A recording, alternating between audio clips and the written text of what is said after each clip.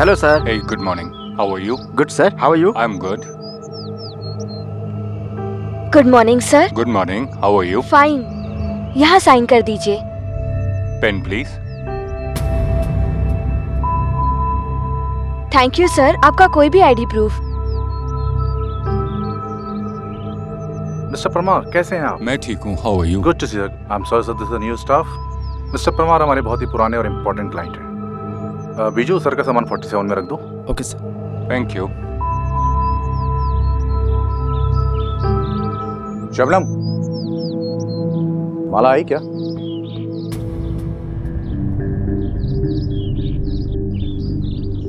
ए, इधर आओ। टाइम क्या हुआ है? सॉरी सर, लेट हो गई। वो बेटी। यार तुम है ना, ज्यादा फायदा मत उठाया करो। मैं लास्ट वार्निंग दे रहा हूँ, अगर आगे से देर से आई तो काम से बाहर समझो। और अब खड़ी खड़ी मेरा मुंह मत देखो, जाओ और तैयार हो। Get out. काजल, तेरे पास सिफ्टी भी नहीं गया? क्यों, क्या हुआ? अरे देख ना यार, जल्दी जल्दी में फट गया थोड़ा सा। तू भी ना। देखना है क्या? नहीं है बाबा। ओह,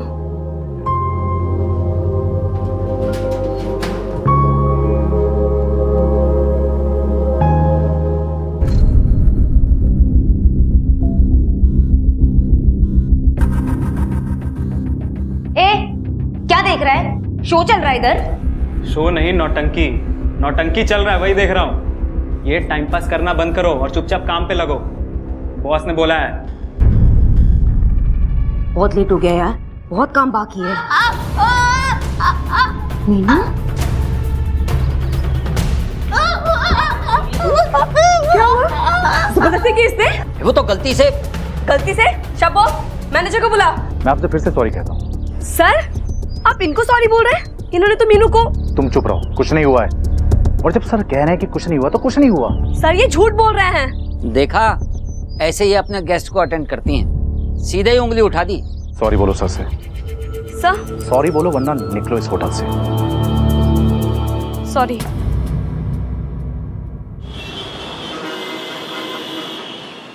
ये चिंकी बेटा, देखो देखो कौन है। मम्मी आई। मम्मी।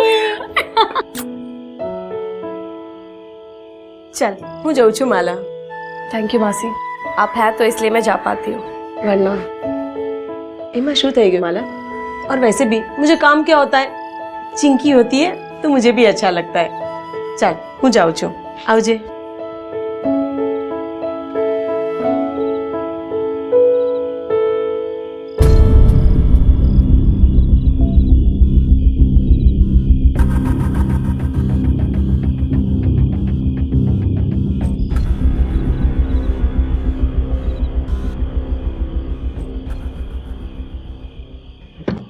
बहुत मस्ती हो गया, अब सोई सोई। ओके, चलो सो जाओ।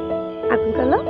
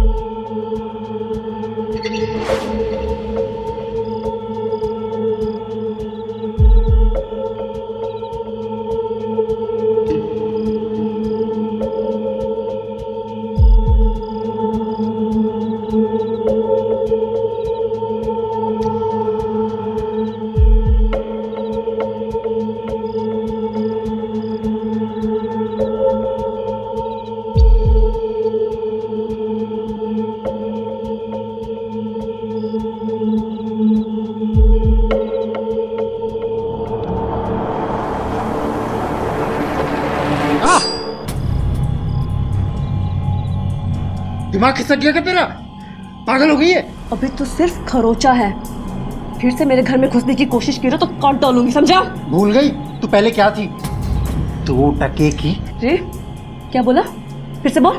चुप क्यों हो गया? हाँ, ए, छोड़ूंगा नहीं तेरे को मैं। चल यहाँ से निकल। चल बहुत, चल बहुत बोल रही है तू। चल समझी? यहाँ से। जानती नहीं तू मेरे को। चल, जा यहाँ से। तू समझ जा। छोड़ूंगा नहीं तेरे को मैं। समझी?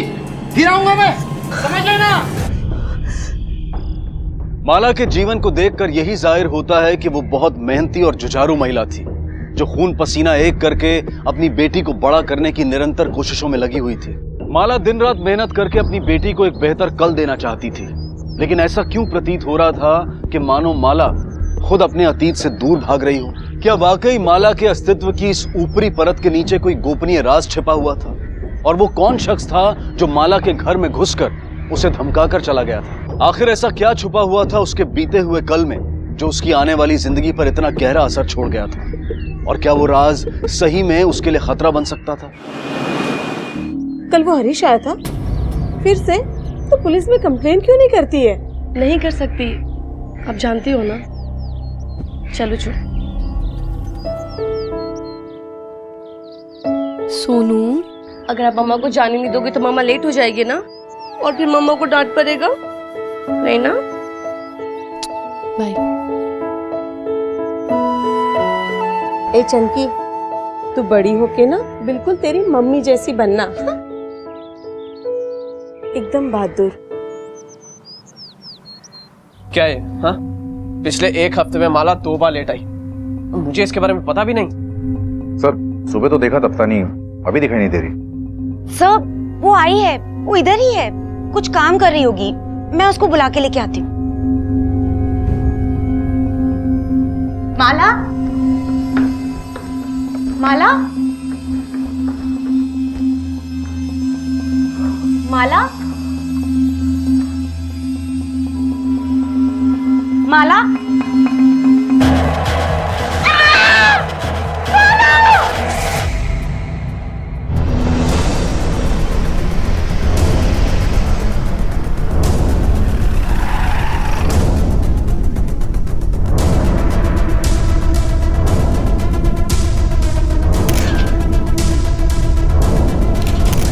रूम को बैरिकेड करवा दो, कोई अंदर नहीं आना चाहिए। सर, तिवारी।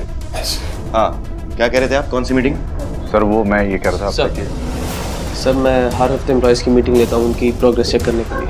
आप कौन? सर मैं प्रवीण, ओनर का बेटा। I look after the. इन्हें प्लीज बाहर ले जाइए, बाहर ले जाइए प्लीज। माला की इस निर्मम हत्या के पीछे क्या राज था? वो कौन था या थी जिसने इतनी बेरहमी से माला को मौत के घाट उतार दिया था? ऐसे कई सवाल अब पुलिस के सामने थे। ये 47 में कौन रह रहा था? गेस्ट डिटेल्स मंगवाइए। Sir mister Parmar, mister MT Parmar. क्या बात है, आपको सारे गेस्ट के नाम याद है? सर एक्चुअली वो हमारे रेगुलर क्लाइंट हैं। अच्छा, तो अभी कहाँ है वो? सर मिस्टर परमार 2 दिन से ज़्यादा रुकते नहीं हैं, अब तक तो शायद चेकआउट कर चुके होंगे। कब? 8 बजे शायद। शायद क्या मतलब? आपको पता नहीं चेकआउट कब किया? सर मैं रोज 10 बजे आता हूँ, उससे पहले वो चेकआउट कर चुके होते हैं। रजिस्टर में एंट्री होगी, मैं लेके आता हूँ। जाइए।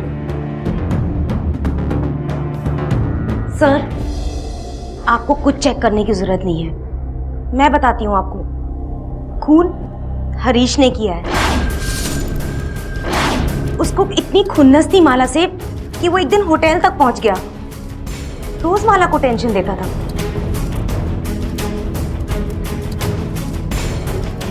कीधु तू मैंने एक बार नहीं बार बार बोला था, आखिर वही हुआ ना। साहब मैंने खुद माला को बोला था कि वो हरीश का कुछ कर, वरना वो तुझे तंग करता रहेगा। कल वो हरीश आया था फिर से, तो पुलिस में कंप्लेन क्यों नहीं करती है? मार ही डाला ना।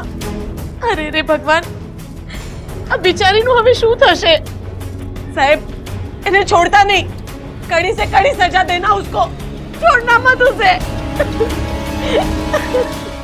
पहले गुनाह तो बताओ साहब। तू नहीं जानता? माला के बारे में मेरे को क्या पता साहब? मर गई साली, अच्छा हुआ। साले क्यों रे, क्या बिगाड़ा था उसने तेरा? वो क्या बिगाड़ेगी साहब, उसको तो खाली धमकी देना आता था। किस बात की धमकी? अरे छोड़ो ना साहब, मर गई ना, हमें शू बुलवानो। चुपचाप बता, तुम दोनों के बीच चल क्या रहा था? अरे सर, जो औरत मर्द के बीच चलता है वही चलेगा ना साहब, आप भी ना।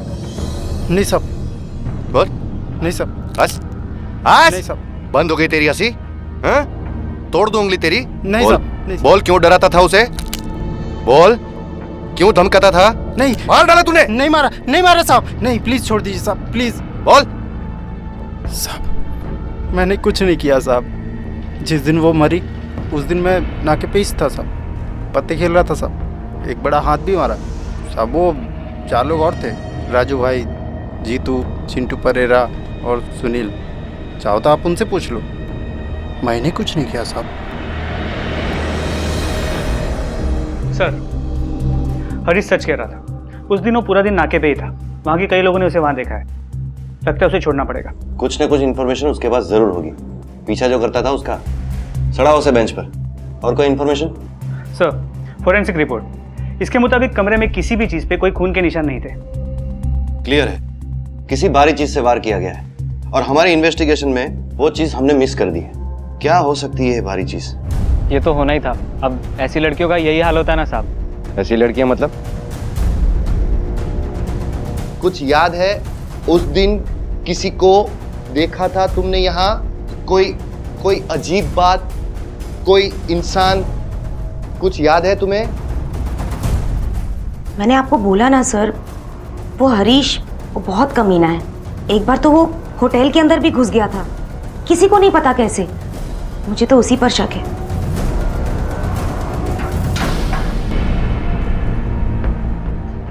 गेम पॉकेट में साहब, ऐसे कैसे बंद करके रख सकते हैं? कहीं नहीं जाएगा तू। बहुत सवाल करने हैं तेरे से। हमें यह पता लग चुका है कि माला क्या काम करती थी वगैरह वगैरह। कब से जानता था उसे? अब वो 4 साल पहले मिला था। क्या यार, कोई आ ही नहीं रहा है। पक गई हूं मैं। तब वो कहाँ मर गए सारे के सारे मजनू। ये डाली चलती है क्या? धंधा मंदा है, लेकिन इतना बुरा भी दिन नहीं आया कि तेरे जैसे फकीर के साथ चलो। चल। आज ये फकीर तेरे को अमीर बनाएगा। आज पत्तों में अपन की बात थी। ये देख, नाम लिखा है इस पे तेरा। चल।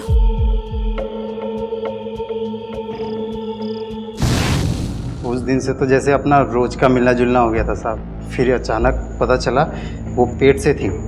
साला सब बंद हो गया उस दिन से। और वो बच्चा तेरा है? मुझे क्या पता साहब, ऐसी लड़कियों का क्या भरोसा। कूड़ेदान में तो सबका कचरा होता है ना साहब। अब किसका कचरा कौन सा है ये थोड़ी बोल सकते हैं। समाज के असली कचरे तो तुम हो। तुम जैसे कमीनों की वजह से लड़कियों की ये हालत होती है। फिर क्या हुआ? साहब, मैंने उसे बच्चा गिराने को बोला, उसने मना कर दिया। एक दिन रेड पड़ी, मैंने बाकी लोग के साथ वो ही पकड़ी गई। फिर साहब वो कोई एनजीओ वालों ने नया काम वो लोग को दिलाया, मतलब शरीफ माफी का कुछ काम था साहब। और उसकी नई जिंदगी को बिगाड़ने के लिए तो फिर से वहां पहुंच गया? नहीं साहब, मुझे पता चला उसने वापस से धंधा शुरू कर दिया है साहब। पैसे लेके गया था साहब इस बार। और तुझे कैसे पता चला उसने धंधा फिर से शुरू किया था?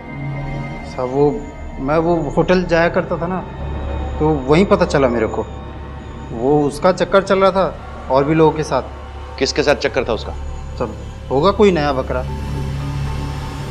वेश्यावृत्ति से जुड़ी माला जैसी महिलाओं के रिहैबिलिटेशन के लिए सरकार और निजी संगठन कई योजनाएं चलाते हैं, लेकिन बदकिस्मती से कई महिलाएं दोबारा इस जिस्म फरोशी के दलदल में खींच ली जाती हैं, फांस ली जाती हैं। और इसकी जिम्मेदार सिर्फ खुद ये महिलाएं नहीं हैं, बल्कि हमारा समाज भी है, जो इनके पुनर्वसन का प्रचार तो करता है लेकिन इनकी आलोचना करने से भी बाज नहीं आता। वास्तव में वो समाज ही है जो माला जैसी अनगिनत महिलाओं को उनका अतीत भूलकर आगे नहीं बढ़ने देता। क्या माला भी समाज के इसी दोगले रवैये का शिकार थी?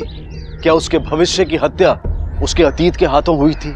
आए दिन प्रोस्टिट्यूशन से बचकर भागने वाली लड़कियां फिर से उसी चंगुल में फंसती है।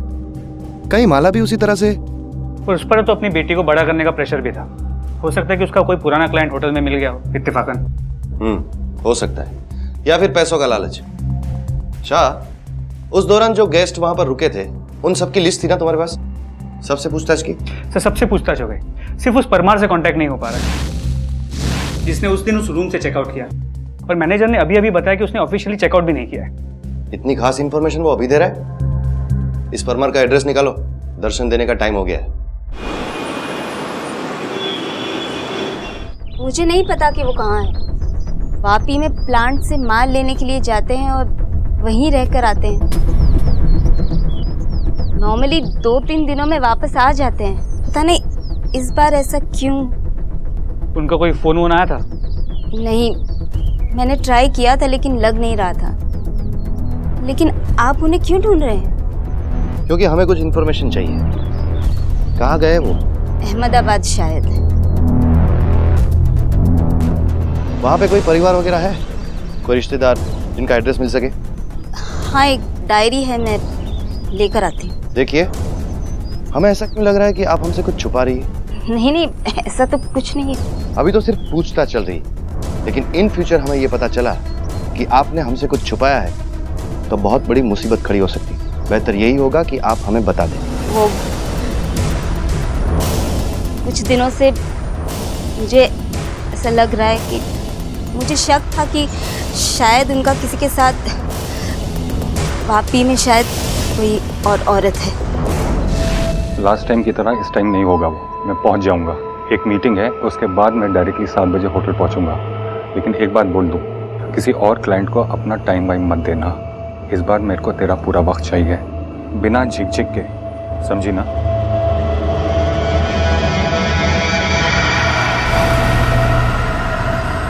क्या है?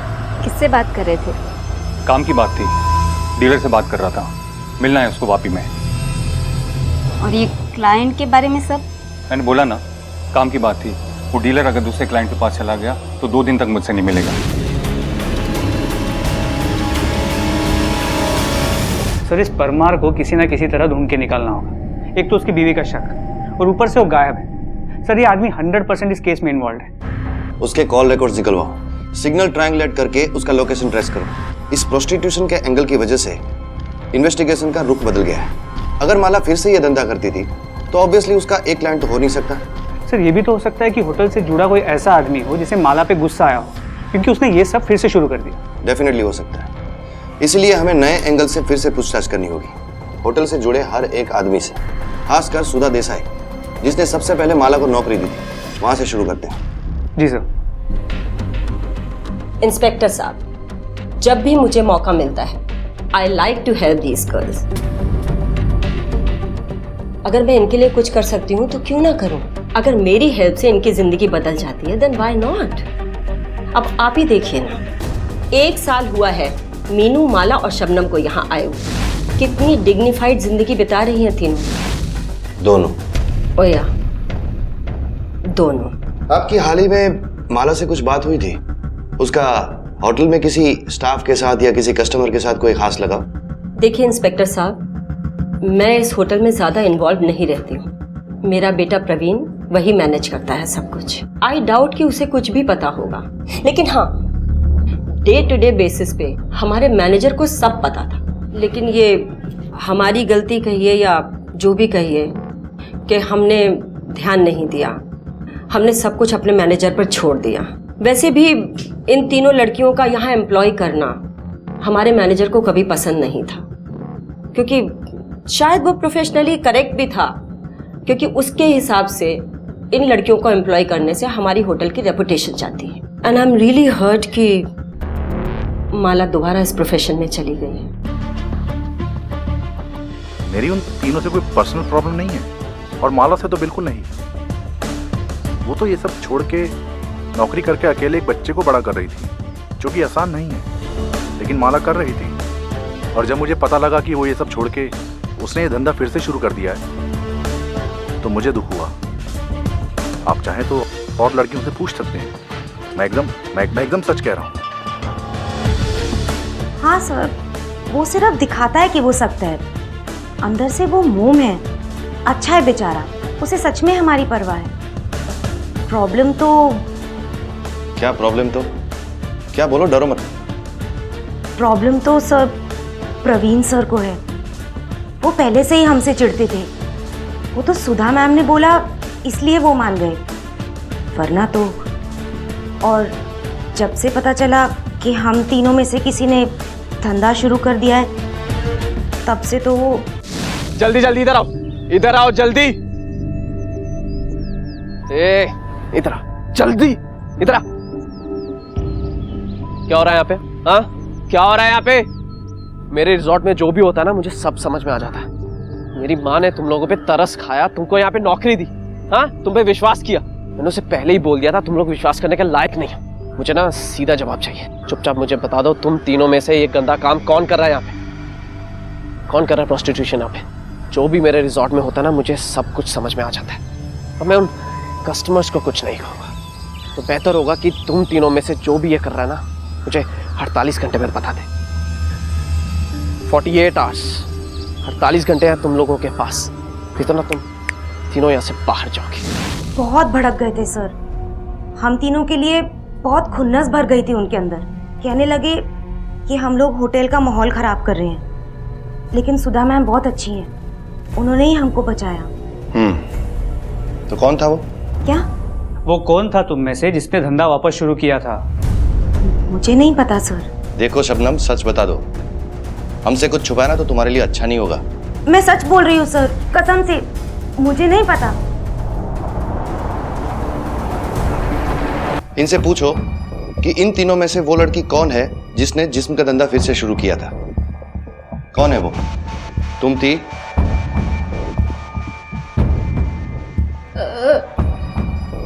नहीं नहीं, मैं सोच भी नहीं सकती हूँ, बहुत मुश्किल से छुटकारा मिला है। मैं वो काम कभी नहीं करूँगी। तो फिर माला? माला बहुत अच्छी थी।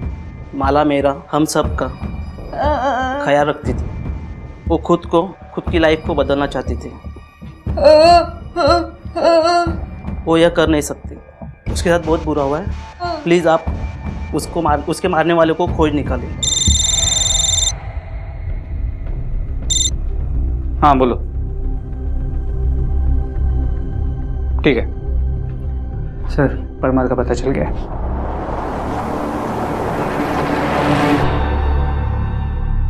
अरे सर, मैं सच बोल रहा हूँ, मेरा इससे कुछ लेना देना नहीं। मैं तो एक मामूली सा बिजनेसमैन हूँ। तेरी बिजनेस टिप्स कहाँ कहाँ लगती है ना, वो सब जानते हैं हम लोग। सीधी तरह से बता, वरना इतने डंडे मारूंगा ना कि बिजनेस करना भूल जाएगा तू। माला के साथ तेरा चक्कर कब से चल रहा था? माला? कौन माला? ये माला जिसका तूने खून किया है। अरे इसको तो मैं जानता भी नहीं सर, मुझे तो ये भी नहीं मालूम इसका नाम माला है। हाँ, मैंने इसको होटल में जरूर देखा, लेकिन वो भी दूर से।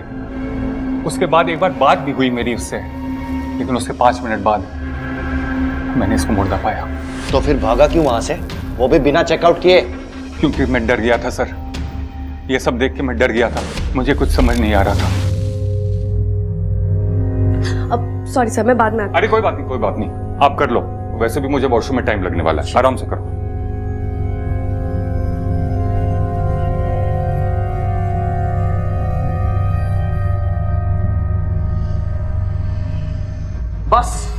बस हाँ, सब देख रहा हूँ मैं यहाँ पर। तुम गलत समझ रहे हो। मैं कुछ गलत नहीं समझ रहा। हाँ, सब पता चल गया मुझे, तुम ये सब गंदे काम कर रही हो ना। अरे ये स्कर्ट पहले से ही अरे मैं तो तुम्हारी जिम्मेदारी भी ले रहा था। सबसे छुपाकर। ए बस हाँ, तू कुछ और नहीं बोलेगी, समझ में आई तुझे? हाँ, मुझे उस आदमी के जाने की आवाज आने के बाद चेक करके बाहर निकला, सामान समेटा और भाग गया वहां से।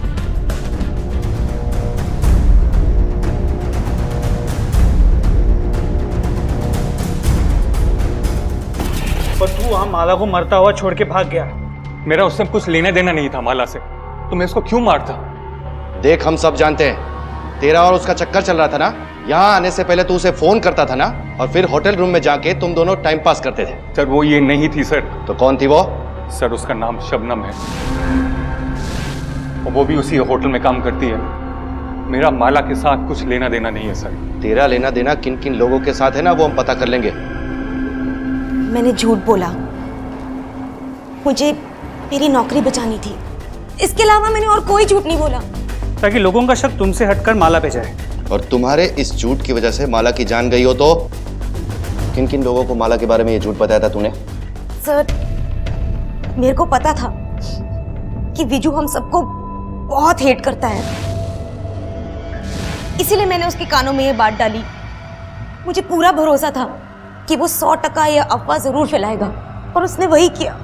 मैं क्या करूं सर, मुझे ये नौकरी की जरूरत है और मुझे पैसे भी कम पड़ रहे थे, लेकिन मैंने ये झूठ माला को फंसाने के लिए नहीं बोला। खुद को बचाने के लिए बोला। मैं जानती थी कि माला सबकी फेवरेट है और उसकी एक छोटी बच्ची भी है। सर, मुझे पूरा भरोसा था कि सुधा मैम, मैनेजर और प्रवीण सब उसको माफ कर देंगे, लेकिन मुझे नहीं पता था कि कोई उसको खून कर देगा। सर, माला ने मुझे और मीनू को बहुत संभाला है, एकदम अपनी बहन की तरह। और मैंने उसके साथ क्या किया? तुमने अभी ये बताया कि विजू तुम सबसे नफरत करता था। किन किन लोगों को बताया होगा उसने माला के बारे में ये झूठ? सर, सबको। सबको बताया? और बताता भी क्यों नहीं? साहब, गंदी नाली में रहती थी तो उधर ही रहो ना, बाहर निकलने की क्या जरूरत है? सब बिगाड़ के रख दिया। होटल क्या उनके बाप का है कि जहां देखो वहां धंधा खोल दिया? तो होटल क्या तेरे बाप का है जो तू डिसाइड करेगा कि कौन अंदर आएगा और कौन नहीं? और तू जो ये गंदी नाली की बात कर रहा है ना, वहां पे ये लड़कियां या तो बदकिस्मती से पहुंचाई जाती है या वहीं पे पैदा होती है। गंदी सोच तो तेरी है जो तेरे अंदर पैदा हुई, और ये कम था जो और लोगों में भी फैलाया तूने। गंदगी तूने फैलाई, उन लड़कियों ने नहीं, समझा? विश्वास नहीं होता ना? एक अकेली असहाय औरत असंख्य कठिनाइयों से जूझकर किसी तरह अपनी इकलौती बेटी को बड़ा करने का प्रण लिए जीती है। हिम्मत से डटकर हर मुश्किल का सामना करती है। इतना ही नहीं, अपने अतीत को पीछे छोड़कर उस पर भी विजय पा लेती है, पर आखिरकार हार जाती है एक अफवाह के सामने। अपने स्वार्थ के लिए फैलाया गया एक घिनौना झूठ बना माला का अंत। इससे यह साबित होता है कि एक मामूली अफवाह का परिणाम भी अत्यंत भयानक हो सकता है। इसलिए बेहद जरूरी है कि ना तो हम अफवाहों को पनपने दें और ना ही इन्हें फैलने दें। माला की हत्या का कारण तो पुलिस के सामने था, लेकिन हत्या करने वाला अब भी अदृश्य है। सर, देखा जाए तो मोटे ऑलमोस्ट हर किसी के पास था ये परमार। इसका तो सारा कच्चा चिट्टा हमारे सामने। हो सकता है इसने माला के साथ जबरदस्ती करने की कोशिश की। माला ने इनकार कर दिया और इसका अपने गुस्से पे से काबू हट गया। ये प्रवीण और विजू, ये तो माला से नफरत करते ही थे। और इस शबनम का चक्कर सर कुछ समझ में नहीं आ रहा। सर, ये सब झूठ बोल रहे हैं। और इस परमार ने तो खड़े खड़े कहानी बना दी उस आदमी और माला के बीच के झगड़े की। क्या कहा था उसने? किसी भारी चीज से वार? सर, हमने पूरे कमरे की फोरेंसिक जांच की है, कुछ नहीं मिला। कुछ नहीं मिला क्योंकि वो चीज वहां पर मौजूद थी ही नहीं। वारदात वाले कमरे में जो ये लोहे का शो पीस था, वो स्टैच्यू हर एक कमरे में था। समझे तुम? जी सर।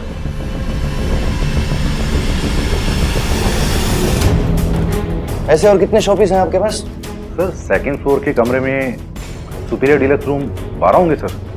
शाह, बाकी के 11 शोपीस को फोरेंसिक के लिए भेजो एज सुन एज पॉसिबल। जी सर। शायद इनमें से ही कोई शोपीस हमें अब सच्चाई तक पहुंचाएगा। सर, दूसरे कमरे से मिले शोपीस पे खून के बहुत ही छोटे, मतलब माइक्रोस्कोपिक धब्बे हैं। और कुछ? सर, उस पे बहुत सारे फिंगरप्रिंट्स भी मिले। होटल के स्टाफ और कस्टमर से जो हमने फिंगरप्रिंट्स लिए थे, हमने उसके साथ उसे मैच किया। कोई मैच मिला? सर, एक नहीं, एक से ज्यादा। उसमें से कुछ फिंगरप्रिंट शबनम के। अरे उसके फिंगरप्रिंट्स तो हर एक चीज पे मिलेंगे, वो भी डीलक्स रूम में ही काम करती थी ना। जी सर, लेकिन सर ये देखिए, इसके फिंगरप्रिंट्स कुछ अजीब नहीं लग रहा? पहले हमें लगा कि इसमें क्या बड़ी बात है, तुम भी यहाँ काम करती हो शबनम की तरह। तुम्हारी उंगलियों के निशान तो हर एक चीज पर हो सकते हैं, लेकिन बाद में हमें याद आया कि तुम तो इस फ्लोर पे काम ही नहीं करती। सर, मीनू की किसी क्लाइंट से मिसअंडरस्टैंडिंग हो गई थी, इसलिए मैंने उसे स्टैंडर्ड में शिफ्ट कर दिया।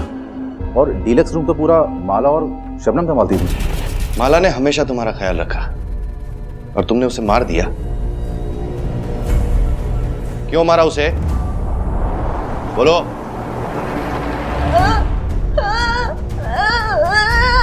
मैंने नहीं किया, मैंने नहीं मारा।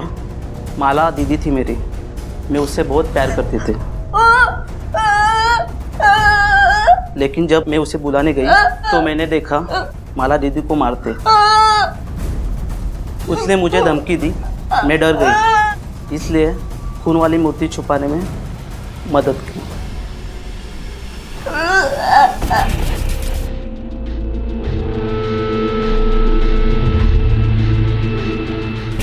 अब चुपचाप बताओ कि तुम्हें धमकी किसने दी थी?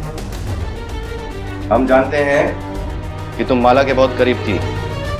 हम लोगों को उसके हथियारे तक पहुंचने में मदद करो। बताओ, किसने माला को इतनी बेरहमी से मारा है?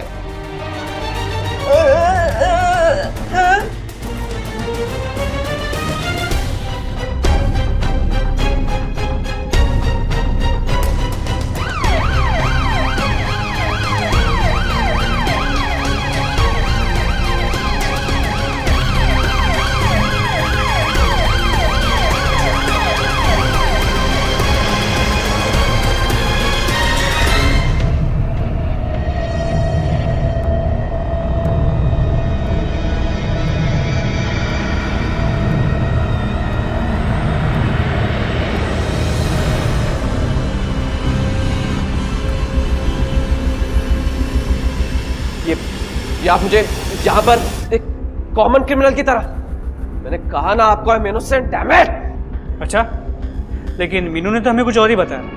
तो आप उस गूंगी की बातों पर यकीन करेंगे? चिल्लाओ मत, तेरी चीखों की आवाज ना हम परमार तक पहुंचा सकते हैं। प्रवीण, तुम्हें पता है सचमुच तुम्हारी होटल के बुरे दिन चल रहे हैं। देखो ना, सबसे पहले तुम्हारे एक एक स्टाफ मेंबर, उसके बाद तुम्हारे एक एक कस्टमर, सबकी खातिरदारी की हमने, डंडे खिलाए, हड्डियां तोड़ी, सबने अपना अपना सच बोल दिया। अब तुम्हारी बारी है। फर्क सिर्फ इतना है कि उन लोगों का गुनाह छोटा छोटा था, लेकिन तूने मर्डर किया है। अब सच बोलेगा ताकि हम लोग चैन से सो सके और तेरे होटल वालों को चैन से सोने दे। हमें ये तो पता चल गया था कि तुम माला से नफरत करते हो, और पिछले 6 महीनों में बात इतनी बिगड़ गई थी कि तुम एक दूसरे का चेहरा भी नहीं देख सकते थे। तो हमने सोचा पिछले 6 महीने का चक्कर क्या है, पता करते हैं। और इसीलिए हमने तुम्हारे फोन रिकॉर्ड्स निकलवाए, लेकिन उसमें भी एक अजीब बात सामने आई। 6 महीने पहले एक नंबर से तू घंटों बातें किया करता था। ये नंबर माला का है ना? फिर ऐसा क्या होगा कि तुम दोनों ने एक दूसरे से बात करनी बंद कर दी? बोलो, बोल। तू बोलेगा या मैं बुलवाऊं? हाँ, मैं नहीं मारा उसे।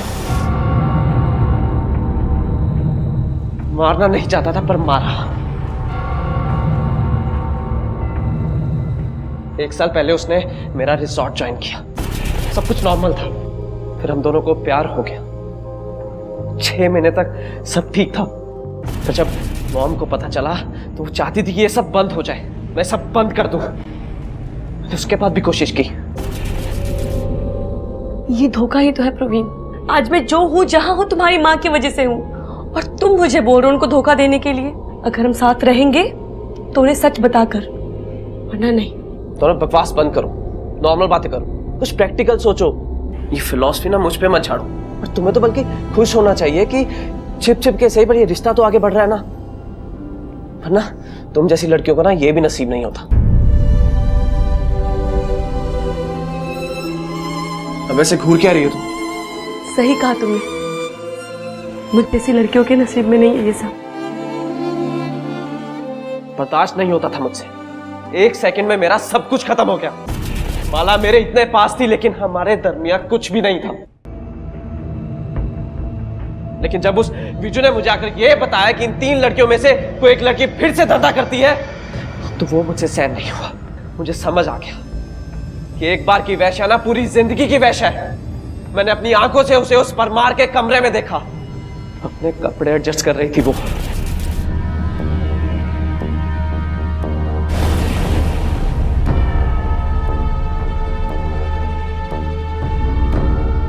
ओह, तो ये सब हो रहा है यहाँ पर? ये है तुम्हारी असलियत? क्या क्या बोल रहे हो तुम? क्या बोल रहा हूँ? बड़ी बड़ी बातें करके तुम ये गिरे हुए काम कर रही हो, अपना जिस्म बेच के खा रही हो। तुम गलत समझ रहे हो। ए, बस कर। हाँ, सब देख चुका हूं मैं। तेरे प्यार में ना मैं अंधा हो चुका था। भरोसा किया था मैंने उस पर, बहुत भरोसा किया था, लेकिन उसने क्या किया? फिर से चली गई ना उस जिस्म के धंधे में, फिर से वैश्या बन गई। धंधा नहीं करती थी वो, कुछ नहीं किया था उसने। और जिस लड़की की तू बात कर रहा है ना, वो माला नहीं शबनम है। ये शबनम ने पैसों के लिए फिर से धंधा शुरू किया। ये परमार वगैरह, इन सब का शबनम के साथ चक्कर था। इन सब के कन्फेशन है हमारे पास। ये मैंने माला पुनर्वसन, दूसरा मौका, नई जिंदगी। माला को दिखाए गए ये सपने मात्र शब्द बनकर रह गए। वास्तव में हमारे समाज ने माला को कोई ऐसा मौका दिया ही नहीं। एक तरफ सुधा थी जिसने बेशक माला को नौकरी दी, लेकिन माला और उसके बेटे के बीच में कोई भी रिश्ता सुधा को नागवारा था। दूसरी तरफ परमार और हरीश जैसे हैवान जो अपने स्वार्थ के लिए माला जैसी लड़कियों को फिर से वेश्यावृत्ति के रास्ते पर लाकर खड़ा कर देते हैं। और अंत में प्रवीण, जिसने माला से प्यार तो किया लेकिन उस पर कभी विश्वास नहीं किया, और उसका अविश्वास इतना गहरा था कि इसकी वजह से प्रवीण ने खुद माला की जान ले ली। इस पूरे हादसे के अंत में अगर एक चीज अच्छी हुई तो वो ये कि अपने बेटे के गुनाह का प्रायश्चित करने के लिए सुधा ने माला की बेटी के पालन पोषण की पूरी जिम्मेदारी अपने सर ले ली। इस सत्य से मुंह नहीं मोड़ा जा सकता कि माला के साथ घोर अन्याय हुआ था। बदकिस्मती से उसके अतीत ने उसके वर्तमान और भविष्य दोनों का गला घोट दिया। उसकी मुस्कुराहट, उसकी जिंदगी उससे छिन गई।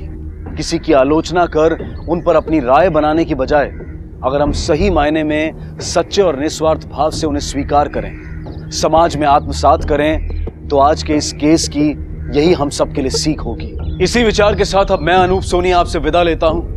फिर मुलाकात होगी अगले एपिसोड में एक और चौंका देने वाले केस के साथ। तब तक अपना और अपने परिवार का ख्याल रखें और देखते रहें क्राइम पेट्रोल डायल 100। सबक एक को, सीख हम सबको। नमस्कार, आदाब। क्राइम पेट्रोल डायल 100 ने शुरुआत की है एक ऐसी खास मुहिम की जिसमें पूरे हफ्ते हमारा फोकस भारत के एक ही राज्य पर रहेगा। हमारी आज की कहानी गुजरात के एक ऐसे गांव की कहानी है जहां के लोग अपराध से पूरी तरह से दूर थे, लेकिन उसी गांव में एक ऐसी घटना घटी जो इन गांव वालों की कल्पना से भी परे थी।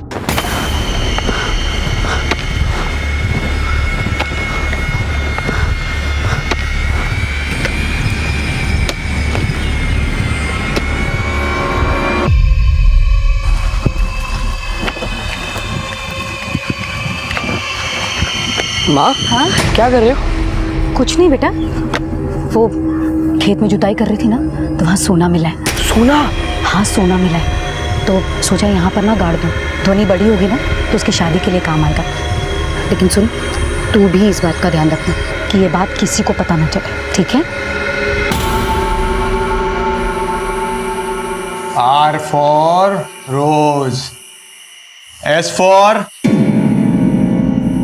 हाँ बोल कोकिला। सर, S फॉर सन। सन माने सूरज। वेरी गुड, सरस, बेस बेस। SUN, सन माने सूरज। अभी कल A to Z पूरा याद करके आना। हाँ चलो, समय થઈ ગયો છે। गुड नाइट, जय श्री कृष्ण। जय श्री कृष्ण।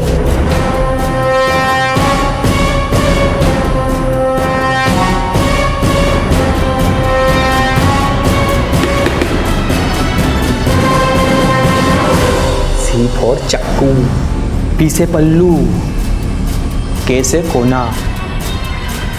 चलेगी कोने में? ए मुकेश, मारा मुड़े नहीं लाग, समझा? कहते हैं कि गुजरा हुआ कल कभी लौट कर नहीं आता और आने वाला कल इंसान के हाथ में नहीं होता। जिंदगी का ये नियम इंसान को तब और विवश बना देता है जब उसकी उम्मीदों का ना तो कोई छोर हो और ना ही इंतजार का कोई आधार। लेकिन ये हत्या क्यों हुई और किसने की, इन सवालों से कहीं ज्यादा रहस्यपूर्ण इनके जवाब थे।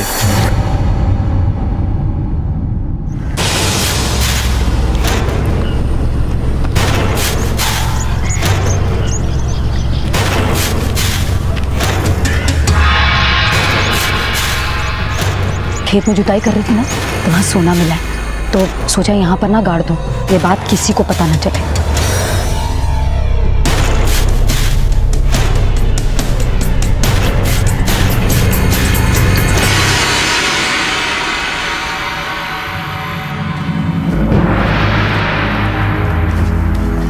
Bye bye मामड़ी।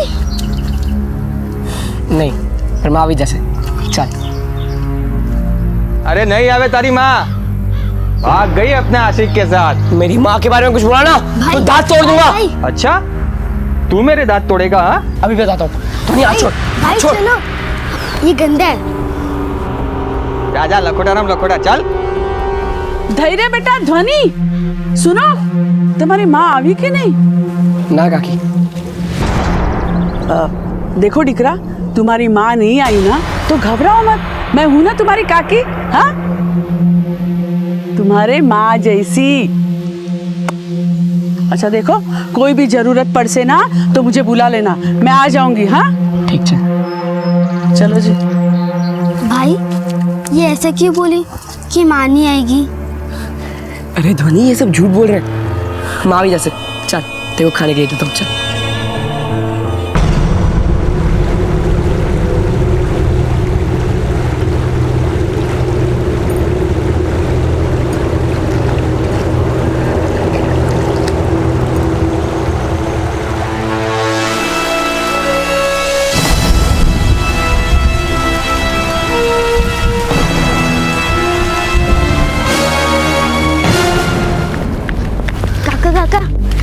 बैठ जाओ।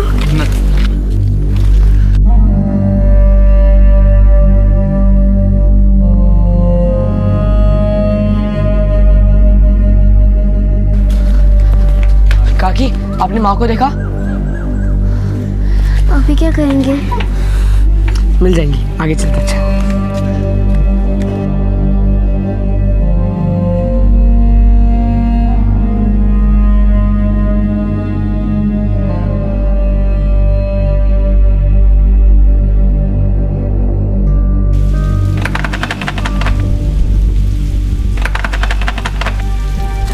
माँ आ गई भाई। माँ, माँ, माँ। अरे शू थयो ध्वनि, दरवाजो खोलने। आवी कोकिला? नहीं आई। मुझे पता था वो नहीं आई हो, इसलिए मैं तुम लोगों के लिए खाना लाई हूँ। लो। अच्छा चलो, हूँ तमने जमाड़ू छू। चलो चलो चलो चलो बेटा। आप लोगों में से कोई इसे जानता है? नहीं। आज से पहले कभी नहीं देखा इसे यहाँ पर। सबसे पहले लाश को किसने देखा?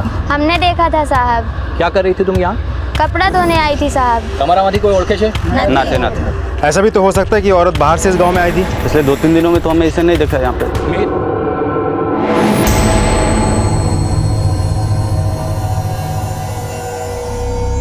आबा, यहाँ तुम दोनों खाओ। हाँ, मैं आती हूँ जरा जल्दी जाके। तेरे चाचा बुला रहे ना।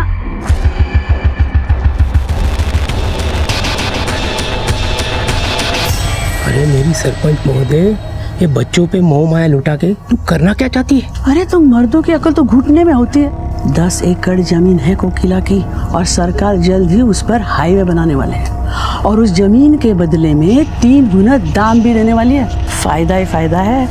कोकिला की जमीन सोने की खान है। ये लीजिए आपका खाना। नहीं चाहिए। अरे क्या हुआ बेटा देर? नहीं चाहिए। सर, यहीं पास में एक लवारिस ट्रैक्टर मिला है। लावारिस ट्रैक्टर? Yes sir.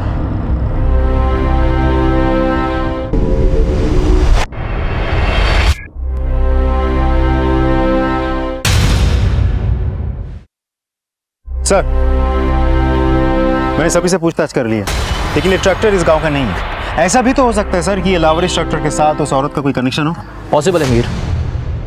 इस ट्रैक्टर को फॉरेंसिक जांच के लिए भेजो और आरटीओ ऑफिस से पता करो कि ये ट्रैक्टर किसके नाम पे रजिस्टर्ड है। Yes sir. और हाँ, आसपास के गांव वालों से पूछताछ करो, शायद इस औरत के बारे में कोई जानकारी मिल जाए। Yes sir.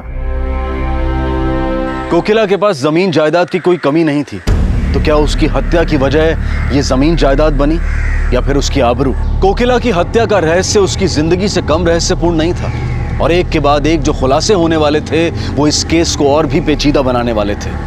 बस देरी थी तो कोकिला की लाश आइडेंटिफाई होने की।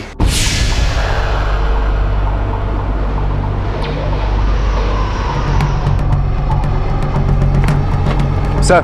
हाँ बोलो। अब उस ट्रैक्टर के मालिक का पता चल गया है। देखो गांव वालों, मैं आज तुम सबसे एक जरूरी बात कहने जा रही हूँ। ध्यान देकर सुनो। बधानो एमा फायदो ज फायदो छे, समझा?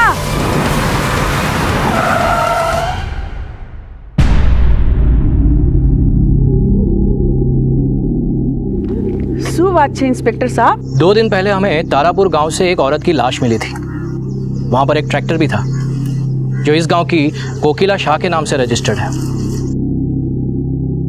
ये कोकिला है, इसी गांव में रहती है। कोकिला के पति का देहांत कब हुआ? पता नहीं। कोकिला हमारे गांव आने से पहले ही विधवा थी। गांव आई मतलब? वो हमारे गांव की नहीं थी साहब। 2 साल पहले ही वो अंबापुर रहने आई थी और इससे पहले वो तिमरपुर रहती थी साहब। तिमरपुर? पर अपना गांव छोड़कर अंबापुर आकर बसने की वजह? उसने हमारे गांव में जमीन खरीदी थी और यहीं बस के खेती करना चाहती थी वो। अब वो जमीन ही मेरी पूंजी है। वहाँ खेती करके मैं अपना और अपने बच्चों का पेट भर सकती हूँ। आशा करूँ छू कि आप सब लोग मेरा सहयोग करेंगे इसमें। सारो गांव तारो सहयोग कर से। हाँ, सहयोग करेंगे। आप सबका बहुत बहुत धन्यवाद। कोकिला बड़ी जुझारू औरत थी। वो अपनी खेती अकेली संभालती थी। अपनी मेहनत से उसने अपनी तकदीर बनाई साहब। और तो और अपने खुद के लिए ट्रैक्टर भी खरीदा उसने।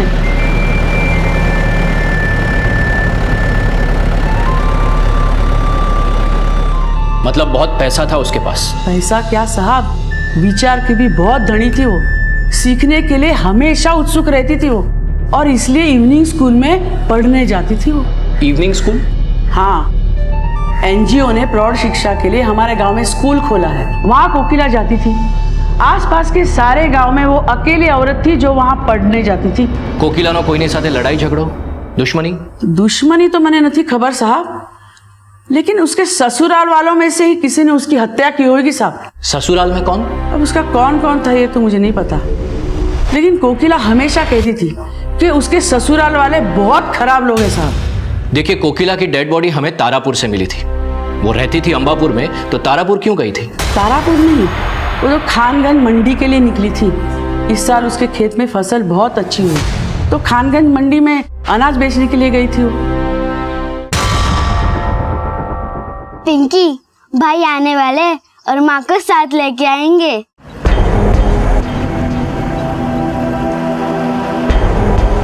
बहुत मजा आएगा।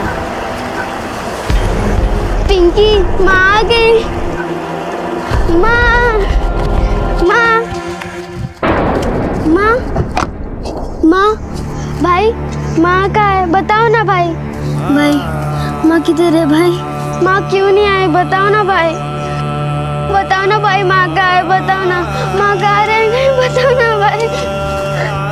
भाई, माँ क्यों नहीं आई?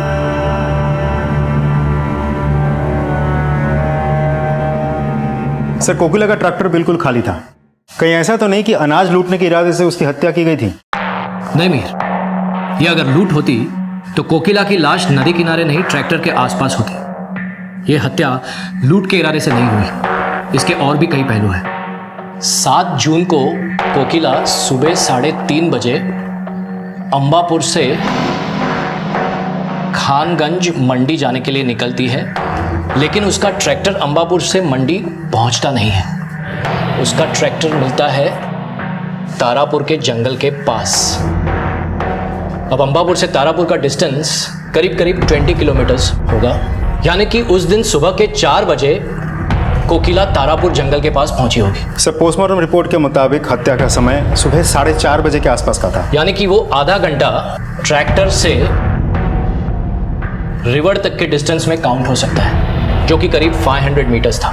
यानी कि कोकिला नदी तक या तो अपनी मर्जी से गई, या तो ट्रैक्टर से निकाल के जबरदस्ती उसे नदी तक ले जाया गया। लेकिन सर, एक अकेली औरत इतने अंधेरे में ट्रैक्टर रोक के नदी के पास क्यों जाएगी? यू राइट सर, उसे जबरदस्ती ही ले जाया गया होगा। हाँ मीर, अब ये तो इन्वेस्टिगेशन ही तय करेगी कि वो खुद वहां पर गई थी या फिर उसे वहां पर ले जाया गया था। लेकिन एक बात तो तय है कि वो इसी रास्ते से वहां पर पहुंची थी। एक काम करो सर, अपनी टीम भेजो और उस एरिया में दोबारा छानबीन करो, शायद हमें कोई मर्डर वेपन या इस केस से जुड़ी कोई लीड मिल जाए। और हाँ, मुझे कोकिला की सारी हिस्ट्री चाहिए। 2 साल पहले वो तिमरपुर में कहाँ रहती थी, उसका पति क्या करता था, उसके रिश्तेदार कौन थे, और हो सकता है अंबापुर गांव में भी कोई ऐसा हो जो उसकी तरक्की से जलता हो। मैं इवनिंग स्कूल जाता हूँ और वहाँ पर जाकर इंक्वायरी करता हूँ, क्योंकि कोकिला अकेली ऐसी औरत थी जो वहाँ पर पढ़ने जाती थी।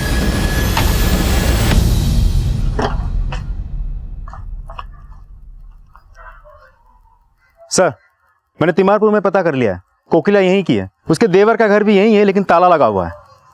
Okay sir. सर, आसपास के गांव में कोकिला एक ही इस उम्र की औरत थी जो पढ़ने आती थी। उसमें सीखने की बहुत उत्सुकता थी, ये बहुत ब्राइट स्टूडेंट थी, और इसीलिए कई स्टूडेंट उससे चिढ़ते थे। कौन से स्टूडेंट? आपको कोई गलतफहमी हुई है साहब। ना तो मैंने कोकिला को मारा और ना कभी तारापुर गया। डंडे पड़ेंगे ना तो तारे भी याद आएंगे और तारापुर भी। बोल साहब, तारे तो कोकिला दिखाती थी मर्दों को। अच्छा, साचू कहूं साहब, कोकिला को मर्दों की कमी नहीं थी, 1 नंबर की चालू थी। मैं तो सिर्फ ट्राई मार रहा था, लेकिन उसने मुझे कभी भाव नहीं दिया। झूठ बोलता है। साचू कहूं साहब, आप चाहे तो किसी से भी पूछ लो, उसके कई आशिक थे, बहुतों को धोखा दिया उसने, और साहब एक को तो सबने देखा था।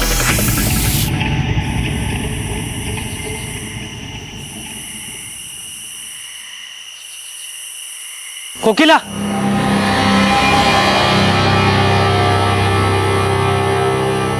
कोकिला,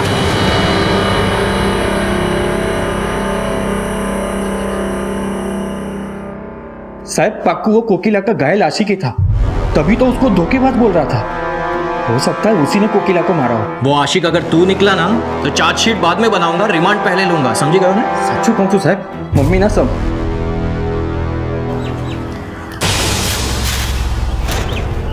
भाई इतने बड़े बड़े पत्थर क्यों जमा रहे हो? यहाँ में माँ ने सोना छिपा के रखा है। सोना? हाँ। सच भाई? इस जमीन के अंदर सोना है? हाँ, लेकिन ये बात किसको बताना मत, ठीक है? माँ ने कहा था कि ये सोना तेरी शादी के लिए इस्तेमाल करेंगे। हाँ भाई, मैं भी आपकी मदद करती हूँ।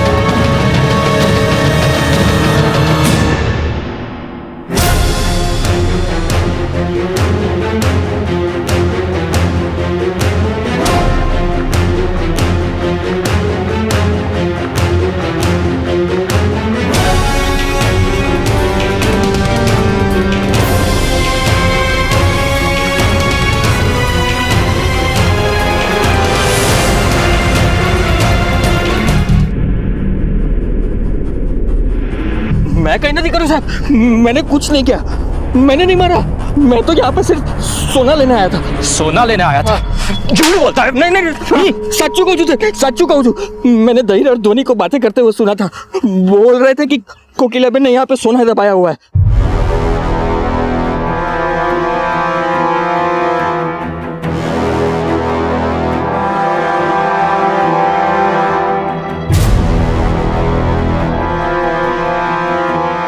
धैर्य बेटा, तुम्हें किसने बताया था कि वहां पर तुम्हारी माँ ने सोना छिपाया था? बोलो, डरो मत, सच बोलो।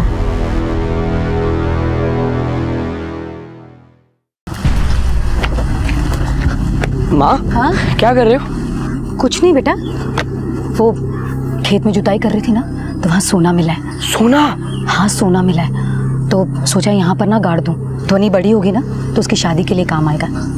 लेकिन सुन, तू भी इस बात का ध्यान रखना कि ये बात किसी को पता ना चले। तो तुम्हारी माँ ने तुमसे झूठ बोला था? नहीं, मेरी माँ ने झूठ नहीं बोला। मुकेश अंकल झूठ बोल रहे हैं। मुकेश अंकल ने वहाँ से सोना निकाला है और वो लाश वहाँ रख दी है। सर, बॉडी को देख के तो ऐसा लग रहा था कि कई महीनों पहले उसे दफना गया होगा। लेकिन कोकिला ये बॉडी अपने ही खेत में क्यों दफनाएगी? क्या कनेक्शन हो सकता है कोकिला का इसके साथ? और इस बॉडी को बहुत महीने पहले दफनाया गया है।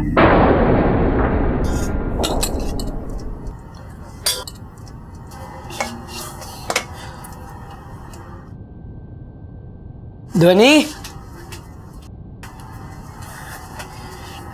ध्वनि, खाना खा ले। नहीं खाना। ध्वनि, खा लेना, तूने सुबह से कुछ नहीं खाया। भाई नहीं खाना।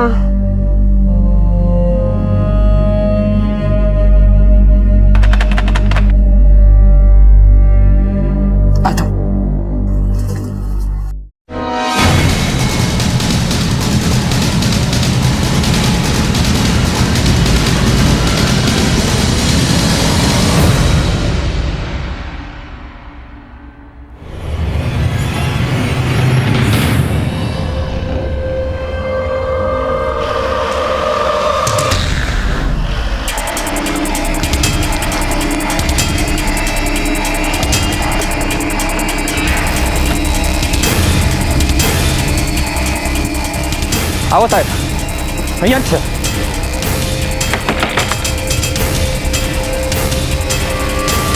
साहब, आज 6 मानस। यही है वो आदमी जो कोकिला का गला घोटना चाहता था।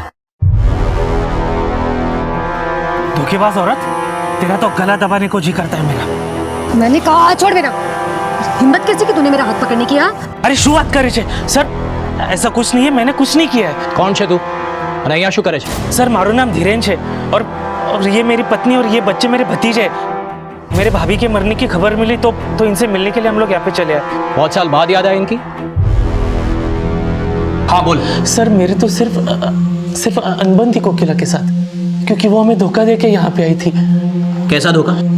सब उस धोखेबाज ने मेरे भाई की जमीन अपने नाम करके बेच दी थी।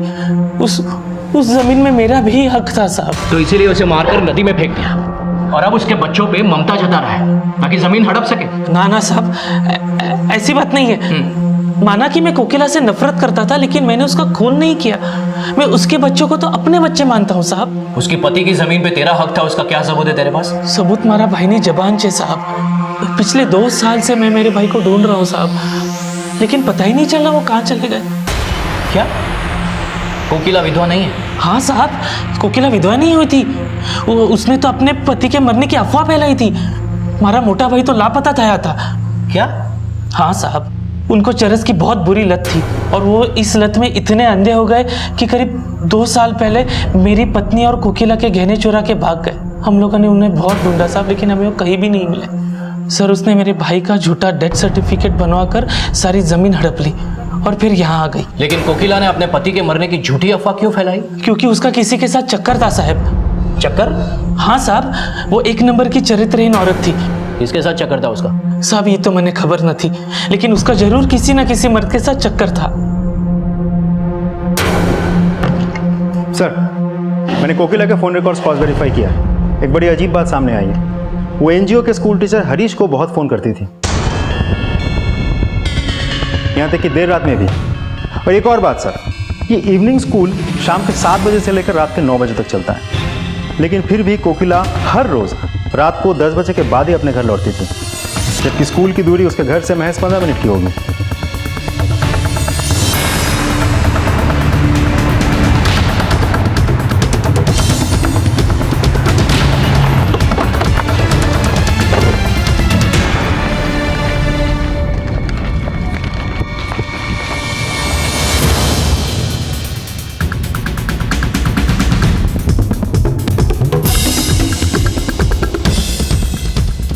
सुनो जरा, इधर आओ।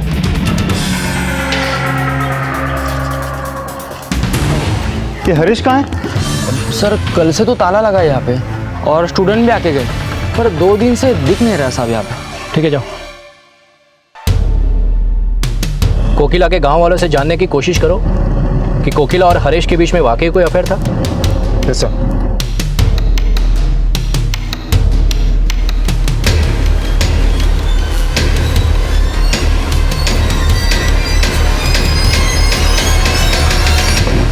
सर कोकिला के पति भौतिक की हिस्ट्री पता चल गई है। 1 साल पहले रेलवे पुलिस ने उसे किसी पैसेंजर का सामान चुराने के जुर्म में अरेस्ट किया था। उसे 6 महीने की जेल भी हुई थी, लेकिन जेल से छूटने के बाद से उसका कोई अता पता नहीं है। मतलब 6 महीने पहले तक वो जिंदा था, फिर भी कोकिला पिछले 2 साल से विधवा होने का नाटक करती रही। वाकई बड़ी शातिर औरत थी वो। जी सर। कोकिला का पति भौतिक भी पिछले 6 महीनों से अनट्रेसेबल है। हो सकता है ये बॉडी उसी की हो। Quite possible sir. एक काम करो सर, धैर्य के डीएनए से मैच करके देखो। Okay sir. जांच के बाद यह साफ हो गया कि कोकिला जिस लाश को सोना बताकर गाड़ रही थी वो उसके पति की थी। उसने ना सिर्फ धैर्य से झूठ बोला बल्कि अपने अपराध पर भी पर्दा डालने की कोशिश की। अब तक यह भी माना जा रहा था कि कोकिला की हत्या में शायद उसके लापता पति का हाथ हो, लेकिन कोकिला के विधवा होने का यह खुलासा खुद कोकिला की छवि पर सवाल उठा रहा था। इन सवालों का सही जवाब जानने वाली कोकिला की खुद किसी ने हत्या कर दी थी, लेकिन उसकी हत्या किसने की और किन वजहों से की, इन सवालों पर इतनी जल्दी विराम नहीं लगने वाला था।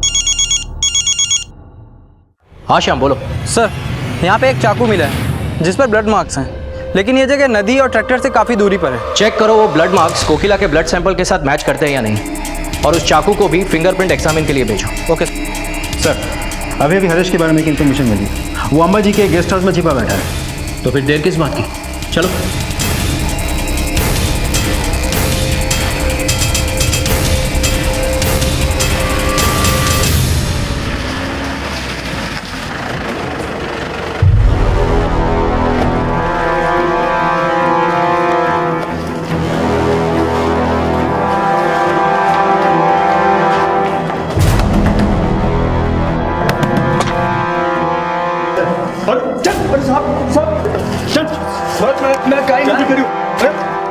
सर सर सर मैंने किसी को नहीं मारा। मारा नहीं तो गांव छोड़कर क्यों भागा? सर मैं डर गया था, कहीं आप मेरे और कोकिला की फोन की डिटेल्स निकालकर उस पर शक ना करो। सर मैं उससे प्यार नहीं करता था, वो तिमरपुर से ही मेरे पीछे पड़ी थी। वो तेरे पीछे पड़ी थी या तूने उसे फंसा रखा था? तेरे ही कहने पर वो तिमरपुर की जमीन बेचकर अंबापुर आई, क्योंकि तेरे एनजीओ ने तुझे तिमरपुर से अंबापुर भेजा था, है ना? नहीं सर, मैं तो उससे पीछा छुड़ाकर भागा था। इसलिए 7 जून को तूने हमेशा हमेशा के लिए उससे पीछा छुड़ा लिया। बता, कोकिला के मर्डर के साथ साथ उसके पति के मर्डर में तेरा क्या हाथ? बोल। सर कोकिला ने खुद ही अपने पति को मारा था। सर साचू गौजू, मुझे इसके बारे में कुछ नहीं पता। कोकिला ने खुद ने ही 7 जून की सुबह मुझे बताया था। तेरे लिए अपने पति को मार सकती हूँ ना, तो फिर ये बच्चा क्या चीज है? तूने अपने पति को मार डाला? हाँ, मार दिया उसे। वो मुझे ढूंढता हुआ यहाँ आ पहुंचा था, इसीलिए मारकर गाड़ दिया जमीन में। और अब धैर्य को भी मारकर गाड़ दूंगी, किसी को कुछ पता नहीं चलेगा। तू कई शने हुमानी लेश, क्या ऐसा कभी होता है कि एक माँ अपने बच्चे को मारना चाहती हो? और क्यों मारना चाहेगी वो उसे? हाँ सर मैं सच बोल रहा हूं, वो धैर्य को जान से मारना चाहती थी, क्योंकि धैर्य ने हम दोनों को साथ में देख लिया था। माँ! सर उसके बाद से धैर्य कोकिला और मुझ पर नजर रखने लगा था, और इसी वजह से कोकिला उसे जान से मारना चाहती थी।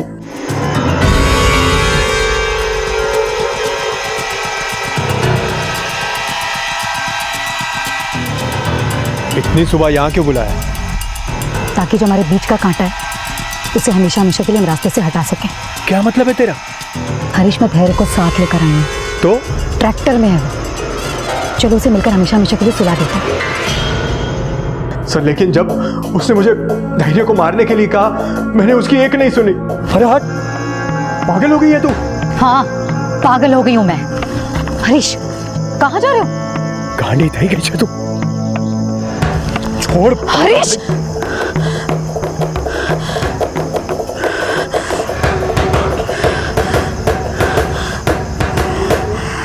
सर उसके बाद कोकिला को किसने मारा, क्यों मारा, मुझे कुछ नहीं पता। आप चाहे जितना मार लो, यही सच है। सर क्या लगता है, आदमी सच बोल रहा है झूठ? बेटा मैं जो भी कुछ पूछूं उसका सच सच जवाब देना। बिल्कुल भी डरना मत। बैठो बैठो शांति से। बेटा मुझे बताओ, तुम्हारा भाई कहाँ गया है धैर्य? भाई खेत में गए हैं। जिस दिन तुम्हारी माँ मंडी गई थी तब धैर्य भी उसके साथ गया था।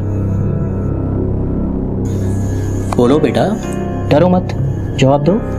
नहीं अंकल, मैं बोलूंगी तो मेरा भाई गुस्सा होगा, फिर मुझे मारेगा। नहीं, कुछ नहीं करेगा वो, प्रॉमिस। बताओ। हाँ, भाई गए थे। तुम्हारी माँ धैर्य को मारती थी? हाँ, लेकिन भाई भी उन्हें मारता था। आज के बाद तुझसे कभी नहीं मिलेगी, समझी? अभी उससे मिलते हुए देखा ना मैंने, तो देख। क्या करिए? बिल्कुल मेरा बाप बनने की कोशिश मत कर, समझा? बच्चा है ना, बच्चे की तरह रहे। आज समझा रही हूँ, दोबारा नहीं समझाऊंगी, समझा? जला दूंगी। मैंने बोला तुझसे नहीं मिलेगी। चुप कर, तमीज से रह बिल्कुल। और मुझे मत समझा कि मुझे क्या करना है और क्या नहीं, समझा?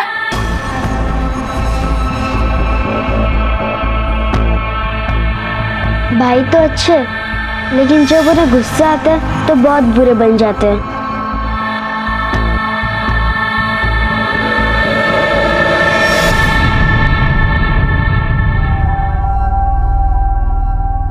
मुझे यहाँ क्यों लाए? डरो मत बेटा, बस तुमसे कुछ सवाल पूछने हैं। सवाल? जब तुम्हारी माँ अनाज बेचने मंडी गई थी तब तुम भी उसके साथ गए थे ना? ट्रैक्टर में तुम भी उसके साथ थे ना? नहीं नहीं नहीं, मैं नहीं गया था। पर ध्वनि ने तो बताया कि तुम उसके साथ गए थे। ध्वनि ने भूल से बोला होगा, उसको नहीं पता, मैं नहीं गया था। हो सकता है तुमसे भूल हो रही हो, याद करो। शायद नहीं नहीं नहीं, मैं नहीं गया था। मैं नहीं गया था, मैं माँ के साथ नहीं गया था। कहीं गलती से तुमने तो अपनी माँ को नहीं मारा था। नहीं नहीं, मैंने नहीं मारा। मैं अपनी माँ को क्यों मारूंगा? नहीं मारा। मैं कह रहा हूँ मैंने अपनी माँ को नहीं मारा। मैंने नहीं मारा, नहीं मारा मैंने अपनी माँ को नहीं मारा। शांत हो जाओ, मैं बोल रहा हूँ मैंने अपनी माँ को नहीं मारा। शांत हो जाओ। Okay okay okay okay. मैंने नहीं मारा। मैं कह रहा हूँ मैंने नहीं मारा। मैंने कुछ नहीं किया। मैं वो सपना था, माँ मरी नहीं है। बेटा, हाँ बेटा, वो एक सपना ही था। माँ वापस आ जाएगी, माँ जरूर आएगी, माँ वापस आएगी। हाँ, रिलैक्स हो जा बेटा। नहीं, माँ रिलैक्स हो जा। माँ मंडी से वापस आ जाएगी। हाँ हाँ, माँ मंडी गई है। हाँ, माँ मंडी से आएगी।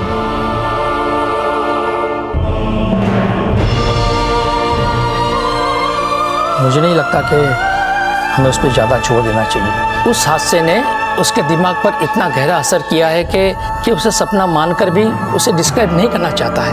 तो डॉक्टर, ये स्टेट ऑफ माइंड से बाहर कब निकल पाए? ये तभी रिकवर करेगा जब हम उसके झूठ पर विश्वास करेंगे। अगर बार बार यही बात उसे याद दिलाएंगे तो हो सकता है उसकी हालत और भी क्रिटिकल हो जाए। सर, मर्डर वेपन पे धैर्य कहीं उंगलियों के निशान थे। ये कंफर्म है कि कोकिला का मर्डर धैर्य नहीं किया है। लेकिन हरेश के बयान से ये भी सामने आया है कि कोकिला धैर्य का मर्डर करना चाहती थी। मुझे ऐसे लगता है कि हरेश के उस रात जाने के बाद कोकिला ने धैर्य को मारने की कोशिश की होगी, और जब से उसकी आंख खुली वो यही मानने की कोशिश कर रहा है कि ये हादसा सिर्फ और सिर्फ एक सपना था। बच्चों के लिए उनके माता पिता उनके आदर्श होते हैं। अगर माता पिता बच्चों की अपेक्षाओं के विरुद्ध किसी गलत छवि में नजर आए तो बच्चों की मनस्थिति उतनी ही दयनीय होती है जैसा कि इस केस में सामने आया। सबूतों के आधार पर पुलिस ने जो मनोवैज्ञानिक थ्योरी बनाई वो धैर्य को अपनी मां का हत्यारा तो बताती है, लेकिन वास्तविकता ने उसे इतना विवश कर दिया कि वो उसे बुरा सपना ही मानता है।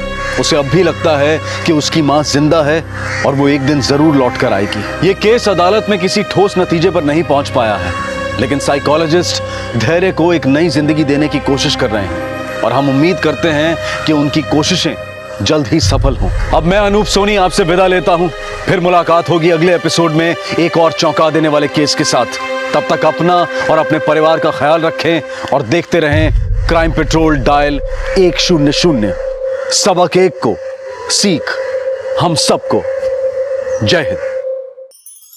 ऐसे और भी मज़ेदार वीडियो के लिए हमारे चैनल को लाइक, शेयर और सब्सक्राइब करें।